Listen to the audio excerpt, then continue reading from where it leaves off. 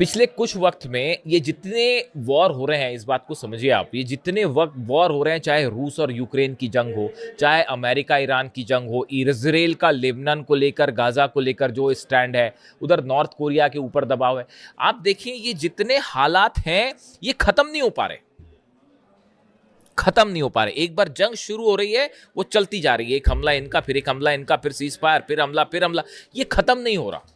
लेकिन हमले कहां नहीं हो रहे, जरा नोट करिए आप। नॉर्थ कोरिया पर अटैक हुआ क्या? नहीं हुआ। क्यों नहीं हुआ? क्योंकि न्यूक्लियर बॉम्ब, क्योंकि डिटरेंस है। ईरान में अब बड़ा वर्ग ये बात को मान के चल रहा है कि ये जो बार बार का तमाशा करते हैं अमेरिकन और डिप्लोमेट्स, और जो इस तरह की बातें होती है कि बयान आते हैं कि अब जो है वो बातचीत होने वाली है, पहले पिटने लगते हैं तो बोले साहब बातचीत कर लेते हैं, फिर हमला कर देंगे, फिर बातचीत कर लेंगे, फिर कभी हॉर्मुज पर हमला कर देंगे, फिर कभी नेवल ब्लॉकेट कर देंगे, फिर कहेंगे बहुत अच्छी बातचीत हो रही है। इसको अगर खत्म करना है, ईरान के ऊपर 30 साल से जो सैंक्शंस लगे हैं, अगर इसको खत्म करना है तो ईरान का एक बहुत बड़ा वर्ग ये मानता है कि एटम बम बना लिया जाए, एटम डिटरेंस घोषित कर दिया जाए, एटम बम जो है उसका परीक्षण कर लिया जाए, ताकि मामला ही खत्म।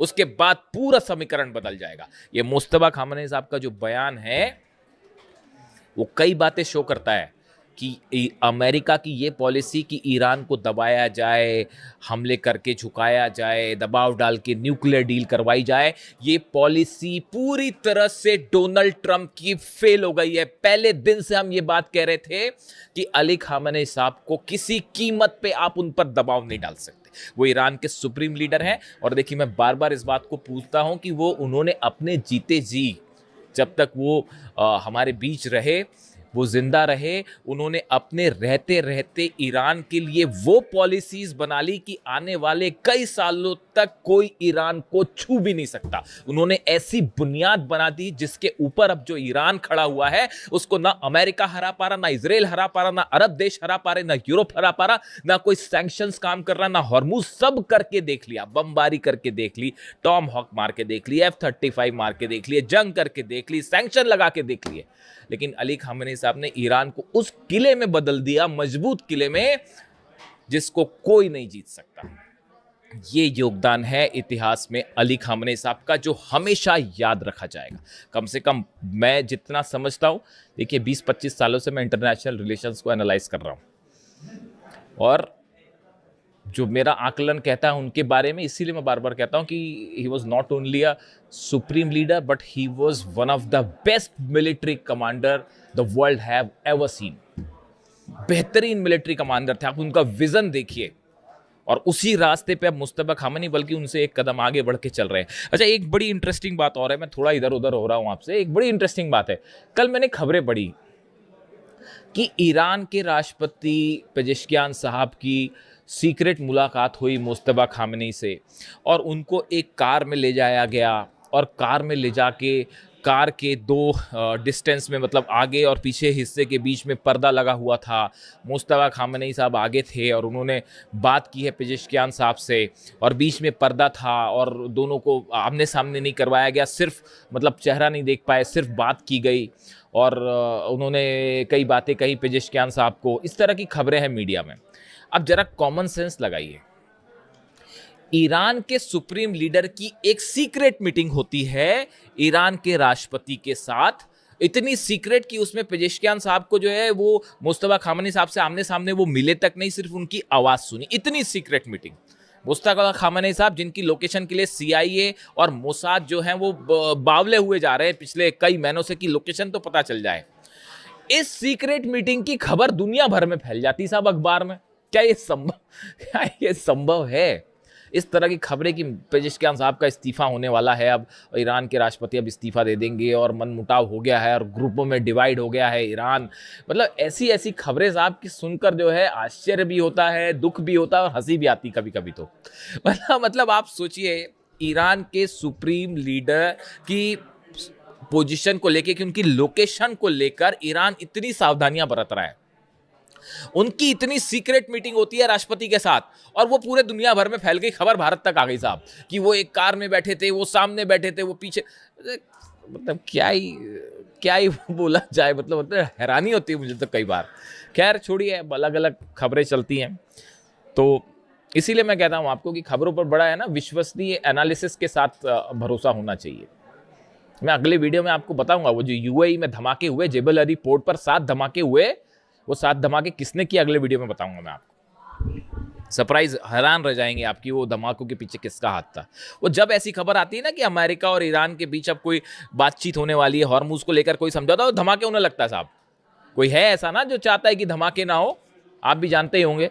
खैर, तो अब देखिए मामला ये है कि ये ईरान ने अपना न्यूक्लियर प्रोग्राम साफ कर दिया है कि हम नहीं रोक रहे और ना कोई बात कर रहे हैं। रोकना तो दूर की बात है साहब, बात ही नहीं होगी। एग्जैक्टली मैंने ये बात कही थी आपको, वही बात जो है वो साबित हो रही है। इसके अलावा देखिए एक बड़ी खबर आई है अमेरिका से।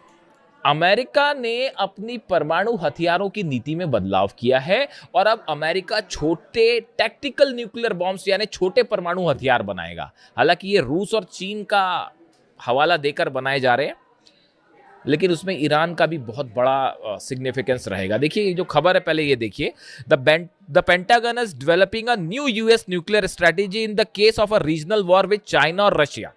उन्होंने कहा है कि चाइना और रूस के साथ कोई रीजनल वॉर होगा तो इसके लिए हम अपनी स्ट्रैटेजी बना रहे हैं। चीन और रूस के साथ रीजनल वॉर हो सकता है, पहली बात तो मैं तो मतलब कई क्या ही कहा जाए। अब क्या रीजनल अमेरिका और रूस का रीजनल वॉर साहब कैसे हो सकता है? चाइना और अमेरिका का रीजनल वॉर होगा, वो वर्ल्ड वॉर हो जाएगा वो। खैर फिर भी चलिए, the US is updating its nuclear strategy emphasising short range tactical weapons. मतलब अमेरिका अपनी स्ट्रेटेजी चेंज कर रहा है और short range tactical nuclear weapons बनाएगा।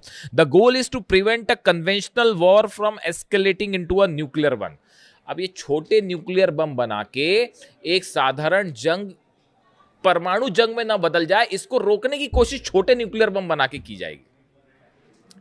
तो मेरी समझ के तो बाहर है। अब ये छोटा न्यूक्लियर बम, जो टैक्टिकल न्यूक्लियर बम क्या होता है, उसको अगर आप एकदम सरल भाषा में समझें तो एक छोटा न्यूक्लियर बम होगा जिसमें बहुत बड़ा धमाका नहीं होगा। मतलब ऐसा नहीं होगा कि किसी देश पे डाला तो पूरा देश तबाह हो जाए। एक छोटे लिमिटेड हिस्से में न्यूक्लियर बम से धमाका होगा और इसमें यूरेनियम का भी इस्तेमाल होता है बम में, और एक लिमिटेड एरिया में उसका रेडिएशन होगा। लेकिन साहब रेडिएशन तो होगा, समझ रहे हो आप? मतलब आप ये एक ऐसी बात कर रहे हैं, आप इसका इस्तेमाल करने का कोई सवाल ही नहीं उठता। आप छोटा न्यूक्लियर बम फोड़ें चाहे बड़ा न्यूक्लियर बम फोड़ें, उसका नतीजा वर्ल्ड वॉर होगा। और मिनट्स भी नहीं लगेंगे कि नॉर्थ कोरिया से जो है मिसाइल दाग दी जाएंगी, रूस से मिसाइल दाग दी जाएगी, चीन से मिसाइल दाग दी जाएगी। This is just a failure policy. ये आप इस तरह की बात करना कि हम छोटे न्यूक्लियर बम बनाएंगे और इससे कोई बड़ी जंग रोक देंगे, आप छोटा बड़ा कुछ भी करिए, आपने अगर न्यूक्लियर बटन दबाया, सामने वाला देश रूस, पुतिन नहीं वेट करने वाले, ना जो है वो चाइना वेट करेगा, ना नॉर्थ कोरिया वेट करेगा। पता नहीं दुनिया में क्या क्या हो जाएगा। तो मेरे हिसाब से तो ये पॉलिसी अजीबोगरीब है बहुत ज़्यादा। लेकिन जिसने भी अब जो सोच रहा है इस पर, तो फिलहाल अमेरिका इस पर काम कर रहा है। इसके बाद ये सवाल उठने लगे अचानक कि क्या ईरान के लिए ये बनाया जा रहा है? तो ईरान पर आप न्यूक्लियर बम फेंकेंगे तो ईरान क्या करेगा फिर उस दौरान?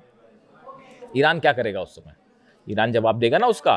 तो फिर इसराइल का आप जो है वो न्यूक्लियर स्टेशन जितने हैं वो कैसे बचेंगे?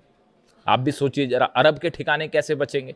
तो ये इसका पता नहीं मुझे क्या है इसका कैलकुलेशन, डिफेंस एक्सपर्ट ही बेहतर बताएं। लेकिन खबर तो खबर है, ये है मामला कि अब अमेरिका छोटे न्यूक्लियर हथियार बनाएगा। देखिए अब ये मामला जो है वो एक ऐसी जंग की तरफ बढ़ रहा है जिसका कोई हल नहीं है। इसका हल एक ही है कि अमेरिका, डोनाल्ड ट्रंप अपनी हार स्वीकार करें और हॉर्मुज छोड़ के निकल जाएं, अरब बेसिस खाली करें। यही ईरान चाह रहा है कि भाई आप भी शांति से रहो, हम भी शांति से रहो, हमारे मामले में आप मत दखल दीजिए। हमारे मामले में ये न्यूक्लियर बम, ये बात जो है बिल्कुल स्वीकार करने लायक ही नहीं है कि ईरान न्यूक्लियर बम बना के उसका इस्तेमाल कर देगा। अरे इस्तेमाल कर देगा तो आज का ये जमाना है ही नहीं ऐसा भाई साहब कि अगर कोई देश न्यूक्लियर बम का इस्तेमाल करे तो वर्ल्ड वॉर ना हो, सब कुछ खत्म हो जाएगा। अब ऐसा थोड़ी कि रेडिएशन जो है अगर होगा मान लो, तो रेडिएशन ये देखेगा कि नहीं मैं सऊदी की जो है वो लैंड में नहीं घुसूंगा, रेडिएशन मैं उसमें या यूएई में नहीं करूंगा, या जॉर्डन में नहीं करूंगा, या इजराइल में नहीं करूंगा, या ईरान में नहीं करूंगा। रेडिएशन होता है, किसी भी तरह का रेडिएशन रूस भी खत्म कर देगा, यूरोप भी खत्म कर देगा, अरब भी खत्म कर देगा, इसराइल भी खत्म हो जाएगा। यहां पर न्यूक्लियर धमाके वाली कोई संभावना ही नहीं है। ये बेमतलब की बात है कि ईरान के न्यूक्लियर प्रोग्राम के नाम पर ईरान पर जंग थोपी गई। ये वैसा ही गलत था जैसे वेपन ऑफ मास डिस्ट्रक्शन बोल के सद्दाम पर हमला किया गया था। ये बिल्कुल वैसी ही बात है साहब, इसमें कोई डिफरेंस नहीं है। खैर फिलहाल ईरान की तरफ से मैं इस वीडियो में आगे नहीं जाना चाह रहा। इसके अलावा एक दो खबरें और हैं। हूती ने 2 जहाज सऊदी के और ठोक दिए हैं। 2 और जहाज़ों में धमाके की खबर है। कल तक 8 थे, आज के 2 और लगा लीजिए, 10 जहाज़ सऊदी के जला चुका है हूती। 2 जहाज़ों पे धमाके की खबर है। वैसे ही हॉर्मूज में भी जो 2 जहाज़ जो हैं वो ठोक दिए गए हैं और निश्चित रूप से ईरान की तरफ से ठोके गए हैं। 2 जहाज़ हॉर्मूज में जले हैं, 2 लाल सागर में जले हैं, 2 सऊदी के जहाज़ हैं, 2 ये जहाज़ हॉर्मूज में किसके जलाए गए हैं, जैसी जानकारी आएगी वो मैं आप तक पहुंचाऊंगा। और जो हूती की तरफ से कहा गया है, tankers with ballistic missiles including Dacey in the Gulf of Aden and Wafa near Yanbu in the Red Sea, ये 2 जहाज़ों पर हमले हुए हैं। Saying the attacks are the part of maritime blockade campaign, ये हूती की तरफ से कहा जा रहा है। The group warned that the Saudi linked vessels would not be allowed to transit any की waterways until its demands are met. Houthi की तरफ से कहा गया जब तक हमारी शर्तें पूरी नहीं की जाती, हमारा जो ब्लॉकेड करके रखा है सऊदी ने खत्म नहीं किया जाएगा, तब तक हम ठोकते रहे। और इस बीच ईरान की तरफ से न्यूक्लियर पॉलिसी का बड़ा ऐलान, जो अब इस मामले को एक बड़े ऐसी जंग की तरफ धकेल रहा है जो बेहद खतरनाक हो सकती है। वीडियो कैसा लगा कमेंट करके ज़रूर बताइए। आपके हर कमेंट पे पढ़ने की कोशिश करता हूँ। Thank you so much.